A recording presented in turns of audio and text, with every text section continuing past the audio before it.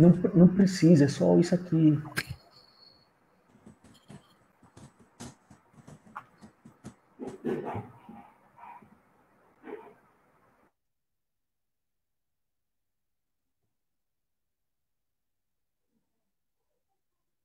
Olá, muito boa noite a todos. Este é o Norte Agropecuário Entrevista.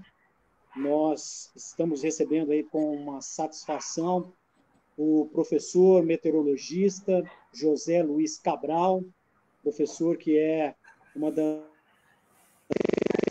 referências do setor no Brasil, é um colaborador aí da cadeia produtiva da agricultura, da pecuária no estado do Tocantins, região norte do Brasil, e também participa de muitos trabalhos relacionados a outros estados aqui do Brasil. E nós temos a grata satisfação de recebê-lo aqui no Norte Agropecuário Entrevista, o professor José Luiz Cabral, o professor que abre essa série de entrevistas ao vivo aqui do Norte Agropecuário. Ele que já é um colaborador do Norte Agropecuário no rádio, aos domingos na Jovem FM, também agora participando conosco aqui no Facebook, no Norte Agropecuário, e também no Instagram do Norte Agropecuário, que é @norteagroto. E para entrevistar o professor José Luiz Cabral,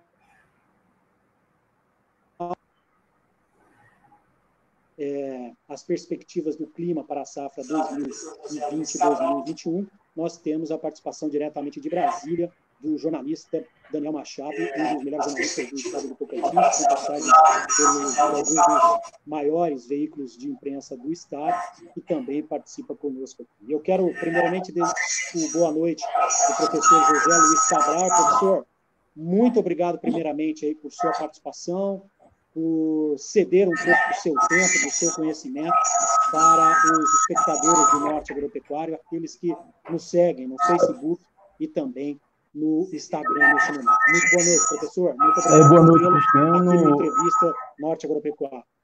Boa noite, Cristiano. Boa noite, Daniel. Boa noite a todos que nos assistem nesse momento. É sempre uma satisfação, Cristiano, poder contribuir com o Norte Agropecuário e nessa temática tão importante aí para o setor agropecuário.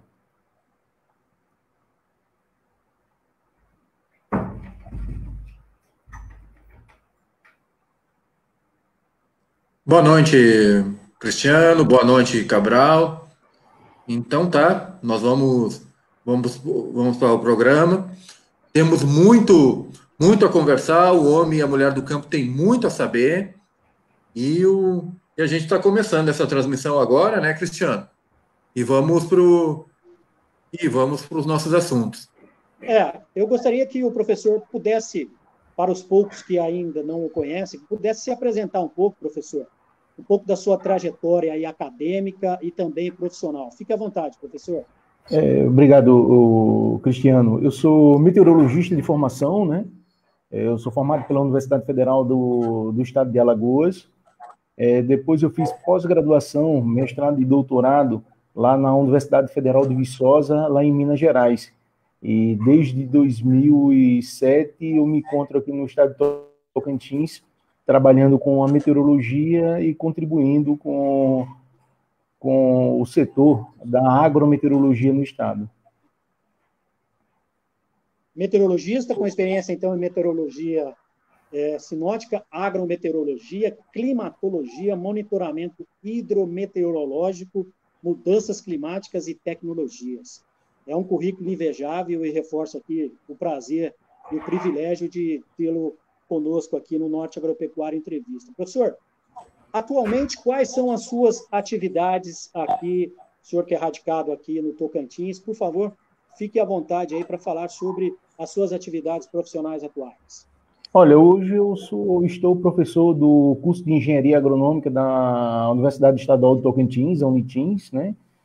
Dentro da universidade nós temos uma unidade de pesquisa chamada Núcleo Estadual de Meteorologia e Recursos Hídricos, onde nós começamos a desenvolver um trabalho desde 2008 com a implantação de estações meteorológicas e com um modelo de previsão de tempo customizado para o estado do Tocantins. Então, nesse tempo, nós temos nos debruçado em trabalhar com a climatologia e a meteorologia ao mesmo tempo do estado do Tocantins. O estado do Tocantins, naquele momento, ela possuía apenas 6 estações meteorológicas distribuídas dentro do estado. A partir de 2006, esse número de estações meteorológicas foram aumentando, e com isso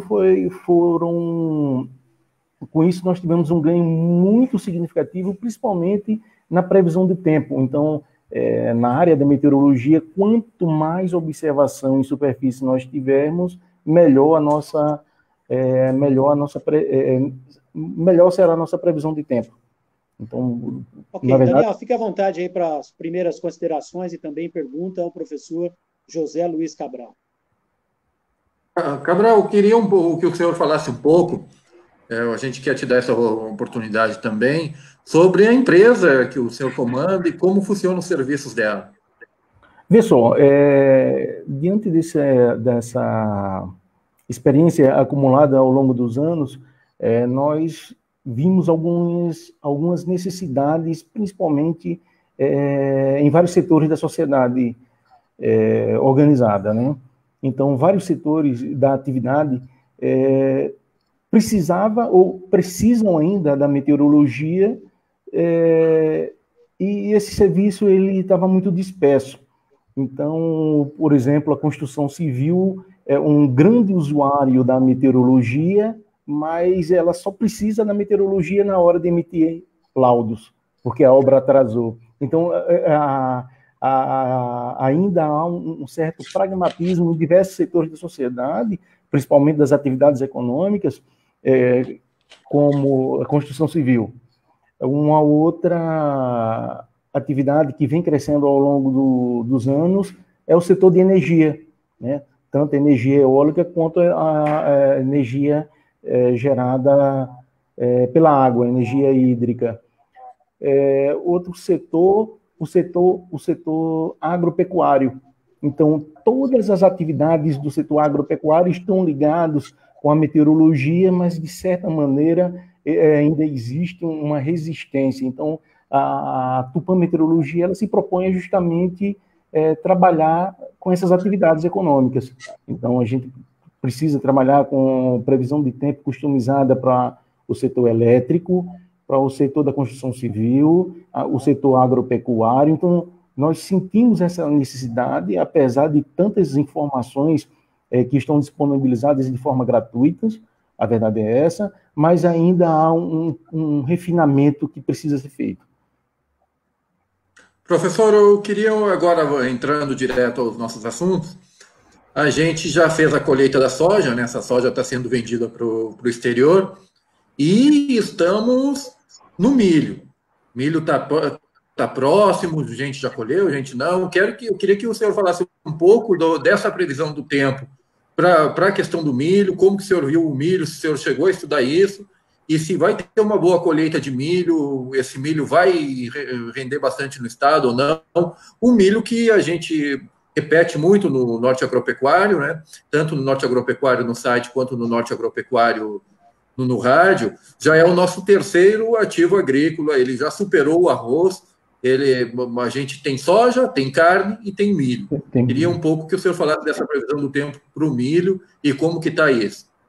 Vê só, Daniel, eu queria voltar mais um pouco para falar sobre o início do período chuvoso. Então, nós tivemos um período chuvoso muito irregular, muito atípico, onde as chuvas realmente demoraram a acontecer no estado do Tocantins, e o que nós podemos observar é que a soja foi muito bem, obrigado, né? O fato é que no plantio da safrinha do milho, nós tivemos alguns excessos hídricos, mas depois isso aí se estabeleceu, e eu acredito que tenhamos uma safra muito boa, apesar do período chuvoso ter sido muito irregular lá atrás. Então, nós dividimos o período chuvoso ali, outubro, novembro, dezembro, e a segunda metade dele, janeiro, fevereiro, março, onde tivemos totais pluviométricos muito significativos. E eu acredito que a safra ainda vai ser boa, Daniel, porque nós tivemos um período agora de chuvas que vieram para contemplar essa irregularidade. Então, assim, até 15 dias atrás ainda estavam ocorrendo chuvas em algumas regiões do estado do Tocantins. E como foram Cristiano? os últimos anos, professor? Olha, os últimos 5 anos, Cristiano, ele foi muito irregular. Numa apresentação no ano passado, um evento que é realizado, foi o 5º encontro de tendências do clima, que foi realizado no ano passado, em meados de setembro. Eu levei um estudo onde mostrava que nos últimos 5 anos nós tivemos grandes déficits hídricos na bacia do Tocantins-Araguaia. E o que foi mais surpreendente é que um proprietário de uma grande fazenda produtora de soja, ele ficou muito entusiasmado, que apesar dos grandes déficits hídricos registrados na região ali do Porto Nacional, ele conseguiu produzir satisfatoriamente bem. Então, o fato é que, apesar do período chuvoso ele ter sido muito irregular, o cultivo da soja, do milho, ele precisa só de uma certa quantidade de água, ou seja, que chova no momento certo do plantio. Então, esse grande déficit hídrico registrado na bacia hidrográfica é preocupante do ponto de vista hidrológico, mas quando a gente faz uma avaliação do ponto de vista agrícola, ele foi satisfatório. Então, por isso que a gente vem tendo grandes produtividades em nossa região. E o arroz, o Cabral? Olha, o nosso arroz, principalmente, ele é plantado nas regiões de várzeas, né, pelo método da irrigação. Apesar da essa irregularidade tem atrapalhado principalmente na disponibilidade hídrica, principalmente ali na região da Lagoa da Confusão, mas não tem atrapalhado muito. O que tem realmente atrapalhado é justamente esse início de período chuvoso, né? Então, há perdas, há prejuízos, mas aí é onde a gente precisa transpor alguns obstáculos e algumas barreiras, Daniel e Cristiano. Hoje, nós entendemos que errar hoje em previsão do tempo, ela é um erro enorme. Porque, primeiro, nós temos muita informação disponibilizada de forma gratuita, e o que a gente pode postergar, o que a gente pode minimizar de erros, principalmente em prejuízos. Então, o que a gente pode minimizar são os prejuízos nesse início de safra, onde a semeadura precisa de umidade e de umidade no solo para que ela venha se estabelecer. Então, assim, é um erro que a gente não pode cometer mais. Em outro momento, ali na região de Pedro Afonso, alguém arrendou uma terra e perguntou para os vizinhos qual era o período que se chovia, falaram ali meados de outubro, ele plantou e ele fatalmente um atraso aí de 15 dias no período chuvoso levou a um prejuízo de R$30 mil. Então, é com essa visão, Cristiano, que a gente precisa trabalhar. A gente não pode errar porque o prejuízo é grande. Ele estava falando algo em torno de R$30 mil, mas não era só R$30 mil em semente. Foi o dia de trabalho, foi o consumo do óleo diesel, foi a depreciação do equipamento que ele teve para fazer esse primeiro plantio. Então, justamente nesse ponto crítico que a meteorologia ela tem que se dispor. Então, nós precisamos ainda levar essa informação de uma forma mais customizada, que venha a garantir, principalmente, a tomada de decisão, o momento certo de plantar. Então, são esses paradigmas que ainda temos como barreiras para vencer. Além disso, o Cabral tem o prejuízo do do que deixou de vender no mercado, né, com esse dia não plantado, do que perdeu de mercado, e todo o trabalho para replantar, né? Não é só os 30 mil de sementes, né? É um Sim, prejuízo. justamente. A conta desse entrevistado da matéria, ele foi muito singular, ele foi muito simplório. Ele falou em apenas 30 mil em semente. E ele deixou de contabilizar hora máquina, então o prejuízo dele foi muito maior devido a uma falta de informação, assim, um cuidado que ele precisou, que ele necessitava, na verdade, de se cercar para não ter um prejuízo tão grande quanto esse. Professor, eu gostaria de, dentro desse aspecto, o senhor já como disse, é uma referência no setor aqui no Norte e boa parte do Brasil desempenhando seu trabalho.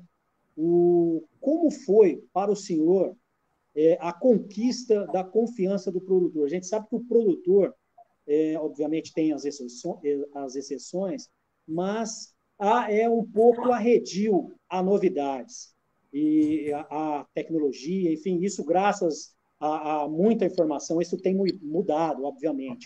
Mas como foi para o senhor a conquista da credibilidade do produtor e se isso ainda esbarra, independente de estarmos já em 2020, se isso esbarra ainda numa certa falta de confiança do produtor em trabalhos como esse que o senhor desenvolve? Olha, Cristiano, foi uma excelente pergunta. Há 3 anos atrás, eu fui convidado para dar uma palestra lá na Bahia Farm Show, né? E nós estávamos saindo justamente de um grande fenômeno El Niño. O fenômeno El Niño é aquele fenômeno meteorológico que aumenta as chuvas na região sul e sudeste do Brasil e reduz significativamente as chuvas na região norte e nordeste. E naquele momento eu perguntei para a plateia, que era composta por muitos produtores, qual seria a reação deles se há 6 meses atrás eu chegasse e tivesse informado a eles que nós teríamos um grande fenômeno El Niño que ia atrapalhar a produção agrícola. Depois de um silêncio eloquente da plateia, alguém me respondeu que o Brasil não podia parar. Então, nós ficamos realmente muito surpresos com a resposta que foi dada, porque naquele momento se tratava em prejuízo, evitar prejuízo, e nós não conseguimos removê-los ainda da questão da informação. Dessa forma, tem sido um desafio imenso, Cristiano, trabalhar com o setor produtivo, haja vista os grandes obstáculos, os grandes paradigmas que nós temos ainda pela frente.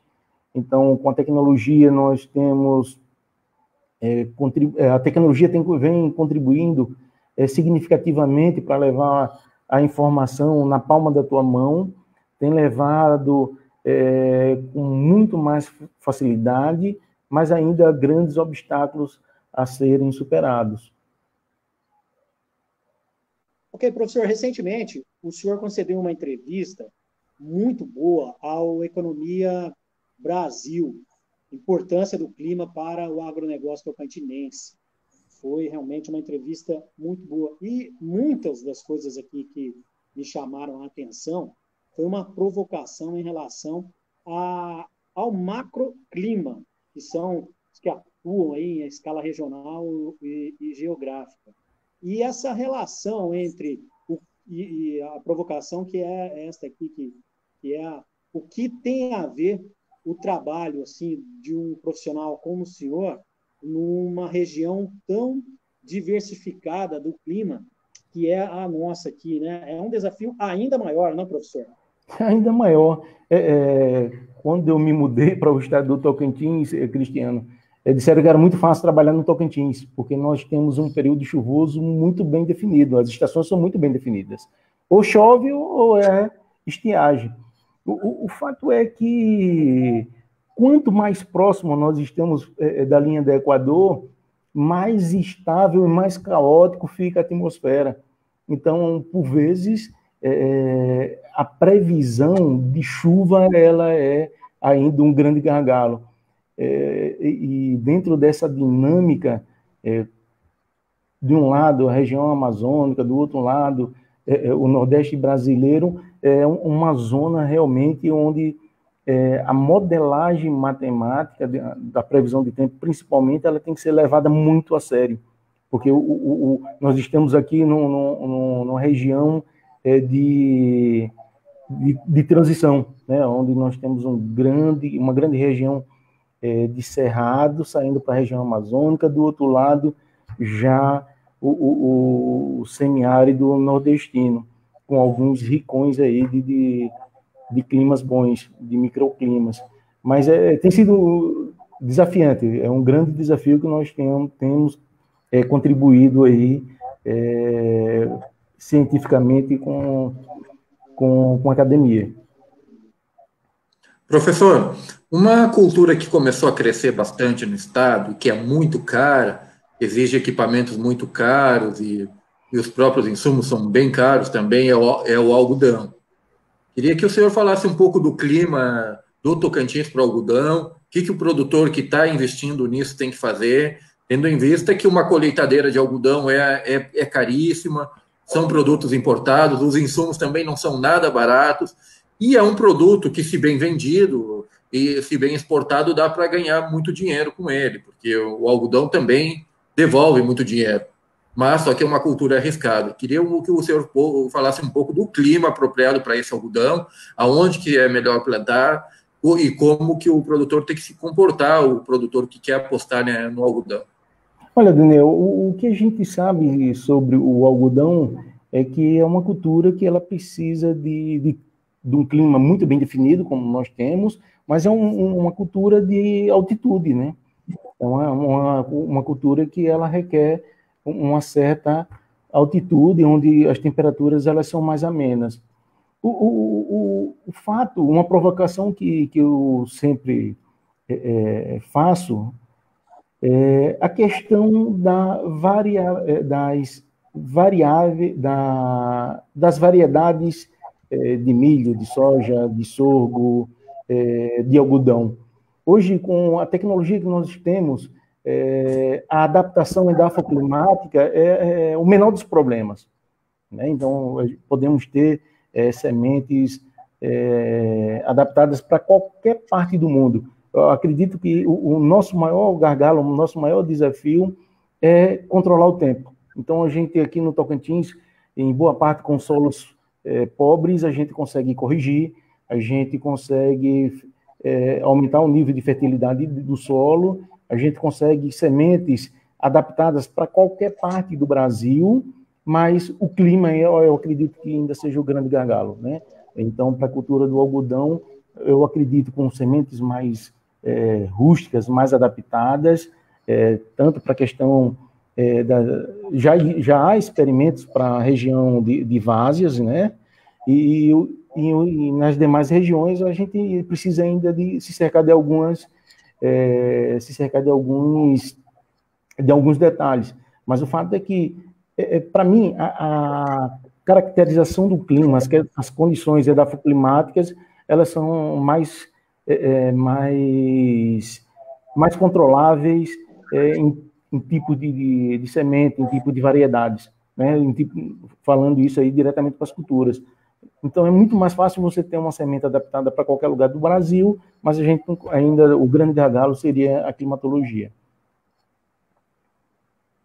Ok. Pois não, pode continuar. O professor, está chegando o Laninha, né? Laninha está vindo para o Tocantins, como é que é essa história? Pois é, Daniel, será que o Laninha vem mesmo? Né? Então, assim, uma outra questão que a gente tem trabalhado muito, Cristiano, também, é a questão da informação, de como trabalhar essa informação. Então, nós estamos há praticamente 6 meses do início da nossa próxima safra, 2021. Tá? Daqui para lá, muita coisa pode acontecer, inclusive nada. Então, o que a gente tem de perspectiva de modelos climatológicos é que há uma possibilidade, né, que o El Niño, o Laninha venha se configurar a partir ali do mês de outubro, novembro, mas será mesmo que vai acontecer? Então, assim, por mais que os modelos climatológicos de longo período, né, estamos falando aí praticamente há 4 a 5 meses para o início da safra, será que isso vai permanecer? Então, nós temos trabalhado com essa questão, Daniel, do monitoramento mensal. Então, eu não posso ficar numa zona de conforto esperando que o Laninha venha bater na minha porta. Então, eu preciso acompanhar ele paulatinamente. Uma outra provocação que eu gosto de fazer é na questão das doenças e pragas. Como é que você identifica doenças e pragas na tua lavoura? Você tem a figura lá do pragueiro, né? Ele precisa entrar lá com aquela metodologia do paninho branco, um balança, e ele vai ver quantos insetos ali tem por metro quadrado. Então, eu faço uma analogia com a meteorologia. Então, a meteorologia ela não pode ser diferente desse monitoramento de doenças e pragas. A gente precisa ter um monitoramento ininterrupto. Então, realmente, estamos um período relativo da safra com a perspectiva de Laninha. Se ele vier, bom, bacana, porque o Laninha, ele menos influencia aqui no Tocantins, né? Então, assim, o período chuvoso, ele fica dentro da normalidade e um pouco acima. Mas, se ele não vier, bacana também. Então, assim, a mensagem é justamente essa, Cristiano. Nós precisamos ter um monitoramento ininterrupto do tempo. Assim, o Laninha vir daqui a 5 meses, legal. Se mudar os padrões atmosféricos e viesse um El Niño, realmente, vai vir um El Niño, a gente, como o produtor falou, o Brasil não pode parar, não é verdade? Então, a gente tem que se adaptar com os fenômenos que mais atuam. Então, assim, a informação é justamente essa, conhecer os fenômenos meteorológicos que mais atuam na nossa região e, com isso, conviver com isso, porque não tem como a gente tirar nossa propriedade, nosso investimento, nossos esforços para uma outra região. Então, a gente precisa conviver com risco. Mas, respondendo, Daniel, nós estamos há um longo período para que realmente venha se configurar o fenômeno Laninha. Se ele não vier, nós teremos um período de neutralidade atmosférica que remete a um período chuvoso dentro do esperado, né? Mas se ele vier, vai ser bom também que nós teremos um aumento pluviométrico em algumas regiões do estado. Professor, estamos chegando aqui, recebendo algumas perguntas aqui por meio das redes sociais. Uma delas aqui que me chega do WhatsApp, já que nós compartilhamos aqui essa informação da sua participação nesta entrevista aí para vários grupos de WhatsApp, e o José, ele é de Formoso do Araguaia. Ele diz que acompanha muito o seu trabalho, parabeniza aqui o senhor pelo trabalho, e faz uma pergunta aqui, inclusive de uma referência de uma recente entrevista do senhor. Ele pergunta o que tem a ver a floresta amazônica com a crise hídrica de 2014 e 2016, por exemplo, em São Paulo, professor. Explica um pouco desse tema aí também, que é um tema recorrente entre os profissionais que atuam na área da climatologia. Pessoal, Cristiano, e saudações ao José lá do Formoso do Araguaia. A dinâmica climatológica da entrada de umidade dentro do continente. Então, toda a carga que nós recebemos, ela vem dos ventos alísios, né? E que o caminho, ele passa pela floresta amazônica. Passando pela floresta amazônica, ela ainda tem uma carga de mais água, por assim dizer, pelo processo da evapotranspiração. E há uma canalização dessa massa que entra pela floresta amazônica e vem até a região sudeste do Brasil. Então, um pesquisador, o professor Paulo Atarcho, lá da USP, ele começou a estudar esse fenômeno, né, esse fenômeno muito recorrente, e denominou como rios voadores. Então, é justamente uma quantidade de umidade que entra no continente sul-americano pela floresta amazônica e que vem desembocar na região sudeste do Brasil. Então, essa umidade ela poderia passar a Cordilheira dos Andes, a Cordilheira dos Andes, né? E se perder, passando para outra parte do Oceano Pacífico. O fato é que ele vem acompanhando o fluxo, pega um outro fenômeno meteorológico, que são os jatos de baixos níveis, e traz essa umidade para dentro do continente, chegando na região sudeste. Então, é um fenômeno meteorológico recorrente que contribui significativamente com a umidade na região sudeste do país. Então, a região centro-sul do país, ela tem essa carga adicional de umidade pelos rios voadores. Professor, uma outra pergunta aqui é o Pedro de Palmas. O Pedro de Palmas fala sobre a compreensão, a necessidade da importância da compreensão do clima para a agricultura, necessariamente também com adesão aí por parte de produtores de práticas sustentáveis.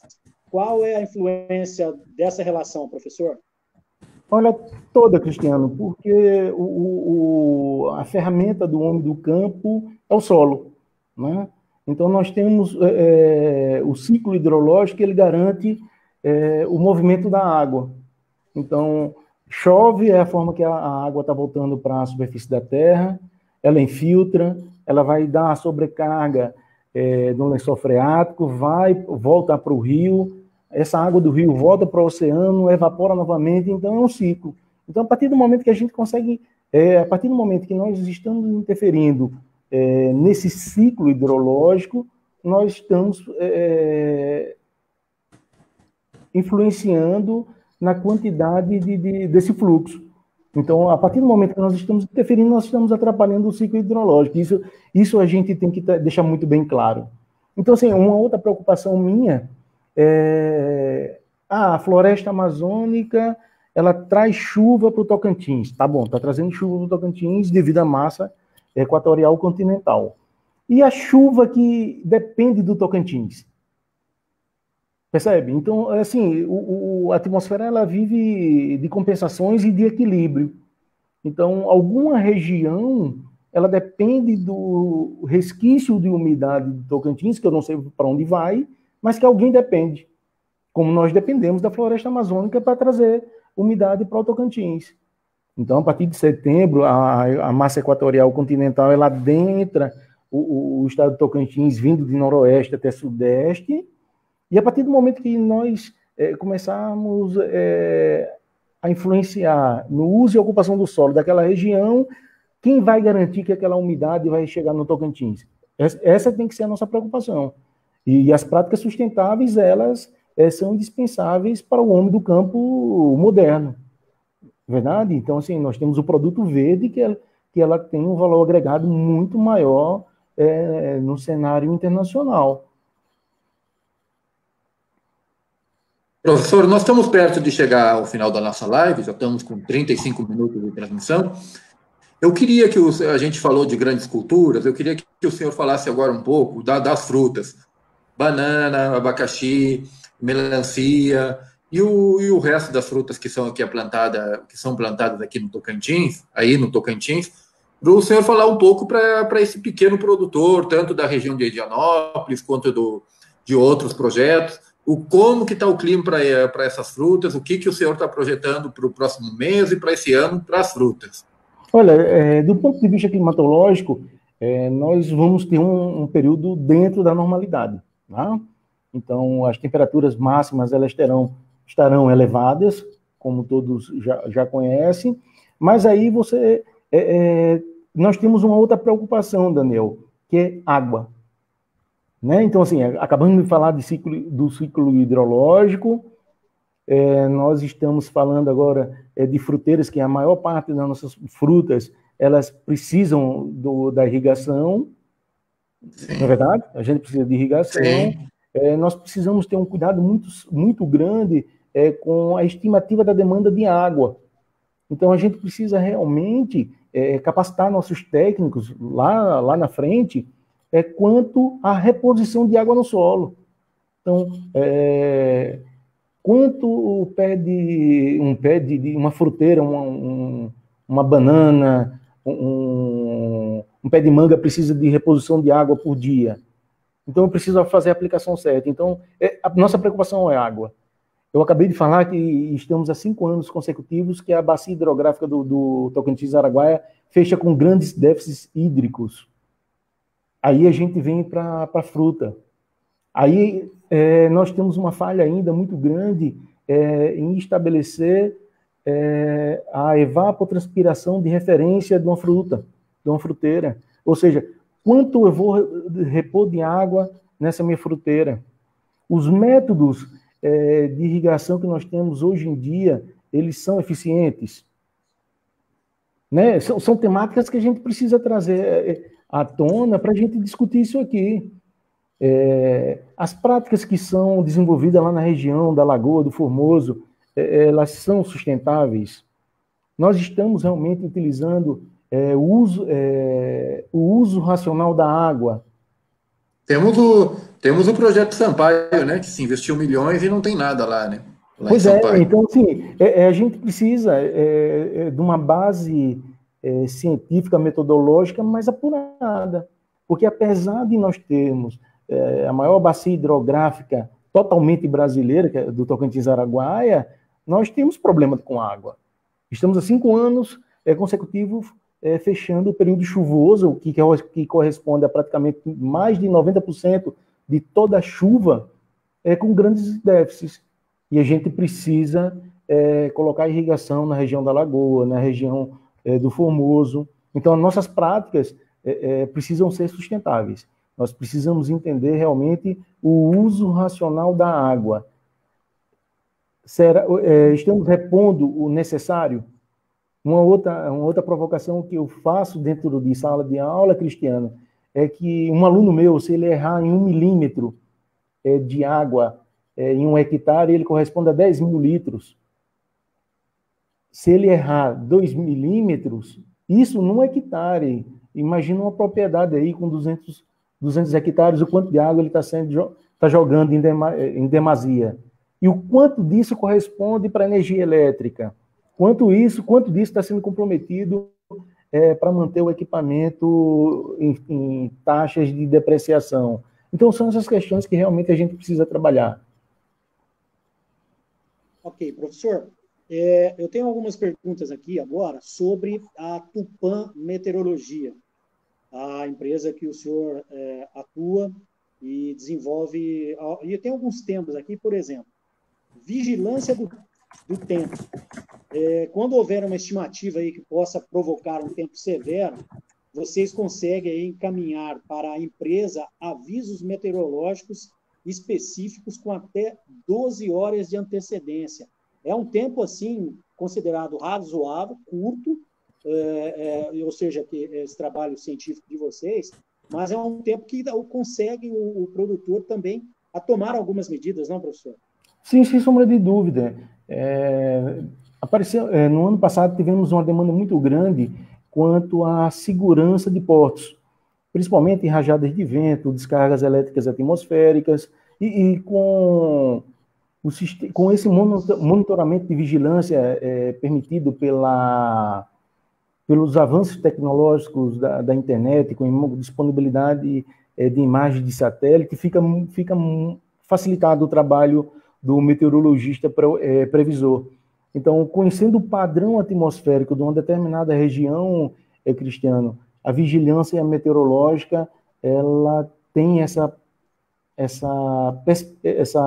facilidade de prestar uma informação com mais eficiência em 12 horas.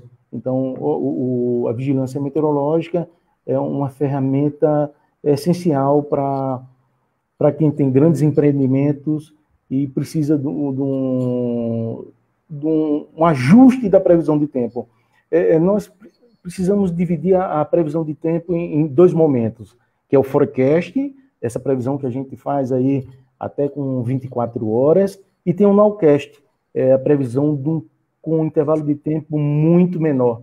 Então, é justamente se valendo do nowcast que a vigilância do tempo ela se baseia. E esses laudos meteorológicos que vocês desenvolvem também, para o produtor, para os leigos, vamos dizer assim, eles são numa linguagem acessível a todos, professor? Olha, nós temos atendido muito as seguradoras, Cristiano. A verdade é que quando há um prejuízo de uma safra ou de algum cultivo, as seguradoras precisam de laudos meteorológicos. Então, nesse laudo meteorológico, ele faz um diagnóstico em cima da climatologia regional, né? O fato é que uma anotação de responsabilidade técnica vai junto desse laudo para garantir que as informações foram prestadas por um profissional credenciado pelo CREA. Daniel, podemos já, então, estamos nos encaminhando aqui para o final. Já acho que sim, a gente... 40 minutos, né, professor? E desde já agradecemos mais uma vez. Um privilégio para nós tê-lo aqui no Norte Agropecuária Entrevista. Alguma consideração a mais, Daniel, com o professor José Luiz Cabral, que deu uma verdadeira aula para todos nós aqui no Norte Agropecuária? A gente só tem a agradecer ao professor, né? O professor deu uma aula, falou de todas as culturas, praticamente, que nós temos aqui no estado, deu um recado muito bom para o produtor, deu esse alerta para a situação da fruticultura no estado, que vai ter que encontrar uma forma de usar a água e de conseguir irrigar o seu cultivo de uma forma melhor. Eu acho que a gente só tem a agradecer ao professor. Muito obrigado pela participação aqui conosco, professor Cabral. Nós que agradecemos, Daniel e Cristiano, a oportunidade de contribuir. Nosso intuito é levar informação, é contribuir com os setores produtivos do nosso estado, e estamos sempre à disposição para uma conversa dessa aí. Nem parece que foram 40 minutos que se passaram. Algum outro tema que o senhor queria abordar, que nós não perguntamos, algum aspecto? Fique totalmente à vontade aí, viu, professor? Não, acho que nós abordamos assuntos muito relevantes e sérios. A questão da água, a questão da irrigação, a necessidade dessa vigilância ininterrupta das condições de tempo. Então, assim, o planejamento agrícola, muitos produtores já fizeram, mas será que eles estão levando em consideração a variável tempo? Então, uma coisa que a gente não pode deixar de passar, Cristiano, é que muito se imagina que o clima ele é estático, né? Provavelmente muitos produtores esperam que o período chuvoso desse ano seja igual do ano passado. E não são coisas que variam. Dentro da meteorologia, dentro da climatologia, nós precisamos entender que nenhum ano é igual ao outro, em termos pluviométricos. A minha região chove 1.800 milímetros, legal. 1.800 milímetros é um padrão que o Cristiano, que o Daniel, que o Cabral precisa entender. É uma questão estatística, mas que a dinâmica da atmosfera ela não tem esse compromisso. Provavelmente, esse ano, pode chover 1.700 milímetros, ou pode chover 1.200 milímetros, como pode chover 2.200 milímetros. A gente precisa entender justamente essa flutuação. Só para terminar, Cristiano, um outro fato que me chamou muita atenção lá no Oeste Baiano, lá na Bahia Farm Show, foi a questão que, mas o período chuvoso não é igual ao ano passado. Sim, você vive do campo, você precisa de chuva, você tem esse conhecimento empírico que a chuva está se afastando, mas você não consegue entender. Então, assim, a gente tem brigado muito, lutado muito para levar esse tipo de informação, que o período chuvoso pode atrasar ano a ano, e ele pode variar. Ou ele pode se antecipar, ou ele pode vir dentro daquele padrão, que é 15 de outubro, aqui na maior parte do Tocantins, ou ele pode atrasar. Então, assim, a dinâmica da atmosfera, ela garante justamente essa. Períodos chuvosos que se iniciam com mais antecedência ou mais atrasados. Essa questão que a gente precisa ter sempre em mente. Então, o proprietário, os grandes proprietários de terra no Tocantins já fizeram seu planejamento, mas fica a pergunta e a provocação mais uma vez. Estão levando em consideração o fenômeno Laninha que o Daniel acabou de falar? Se tiver o fenômeno Laninha, será que ele vai vir no 15 de outubro?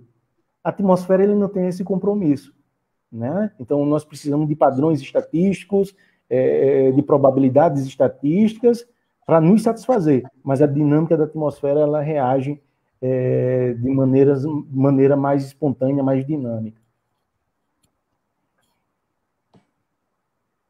Daniel? Bom, eu mais uma vez lhe agradeço, professor Cabral. Queria mandar um abraço aqui para todo mundo que nos viu no Facebook, para a Cícera Maria, o Alejandro, meu pai, que está ao vivo, para a Noale, minha esposa, que está ao vivo, e para as 90 pessoas mais de 90 pessoas, quase 100 pessoas que nos viram aqui no Facebook. Um abraço para todos eles. A gente está fazendo essa experiência agora, que o senhor estreou o nosso mecanismo de entrevistas ao vivo. Deu muito certo, acho que nós vamos continuar com ela, né, Cristiano? Porque veio para ficar. Sem dúvida. Sem dúvida. Realmente uma repercussão muito boa aqui nos grupos de WhatsApp também. E muita gente parabenizando aqui o professor por seu conhecimento e o principal de tudo, né, a forma simples, a didática de transferir o seu conhecimento aí falando para as pessoas aqui nas nossas redes sociais. Professor, muito obrigado, uma boa noite, obrigado mesmo. Repito, é um privilégio estrear essa série de entrevistas aqui do Norte Agropecuário ao vivo, com o senhor, que é uma pessoa realmente uma referência aqui do seu trabalho para todo o Brasil, viu, professor? Mais uma vez, muito obrigado e uma boa noite ao senhor. Eu que agradeço a sua gentileza, Cristiano, e estamos à disposição para atualizar principalmente a chegada do Laninha ou não mais à frente. Será sempre uma satisfação estar junto com vocês. Muito obrigado. Ok, professor, muito obrigado. Viu? O Daniel, só para confirmar, então, a primeira entrevista ao vivo do Norte Agropecuário Entrevista aqui pelas redes sociais. O que você achou, obviamente, como a primeira, a gente tem muitas outras pessoas também para entrevistar, mas o saldo foi positivo, não, Daniel? Bastante positivo. A gente trouxe Primeiro, nosso convidado, nosso entrevistado, tinha muita qualidade, né, Cristiano? Muito entendimento. A gente conseguiu um entrevistado que falou de todas as principais culturas do Tocantins e também da fruticultura, dos problemas e das virtudes e da previsão de tempo para todas elas, né? Que são os assuntos que a gente trata no Norte Agropecuário, a gente trata de questões para os grandes produtores, de exportações, de grandes números, e também para o pequeno produtor. Ouvimos técnicos, ouvimos tecnologia, e eu acho que o professor Cabral englobou tudo isso, né, Cristiano? Sem dúvida. Daniel, então encerramos, né? Só para confirmar, nós voltaremos domingo no Norte Agropecuário no rádio, às 7 da manhã na Jovem FM, com informações exclusivas de Brasília. Já estamos preparando o programa, locais, Cristiano. Né? Já estamos preparando o programa, Cristiano, e vamos ter a CNA, Confederação Nacional da Agricultura, em áudios exclusivos gravados para nós aqui do Norte Agropecuário. Ok, Daniel. Valeu. Cara. Muito obrigado, boa noite. Boa noite. Portanto, encerramos então o Norte Agropecuário Entrevista desta quarta-feira, dia 17 de junho. Gostaria de agradecer muito a participação dos internautas, vocês aí que nos acompanharam pelo Instagram do Norte Agropecuário, @NorteAgroTO, vocês também no Facebook, Norte Agropecuário, e também aqui várias mensagens aqui dos grupos de WhatsApp, de outras plataformas também de redes sociais, e nós, ao professor José, para todos nós aqui no Norte Agropecuário. Encerrando, eu gostaria de fazer um agradecimento especial, muito mesmo, a duas pessoas que participaram de forma fundamental para que este trabalho pudesse acontecer, que são o Gelson Henrique e a Luciane Vital de Queiroz, que estão aqui com todo o trabalho que fizeram para que pudéssemos colocar no ar, tanto no Facebook como no Instagram, e toda a repercussão que faremos também no www.norteagropecuario.com.br. Muito obrigado, boa noite. Nós nos encontraremos ao vivo aqui pelas redes sociais do Norte Agropecuário no próximo domingo, às 7 da manhã, no Norte Agropecuário no rádio, na Jovem FM, a emissora mais tradicional e líder de audiência do Tocantins. Desde fevereiro, nos abriu espaço também para a apresentação do nosso programa de rádio, que cada vez ganha mais adeptos e mais colaboradores. Muito obrigado, boa noite e até domingo às 7 da manhã no Norte Agropecuário no rádio.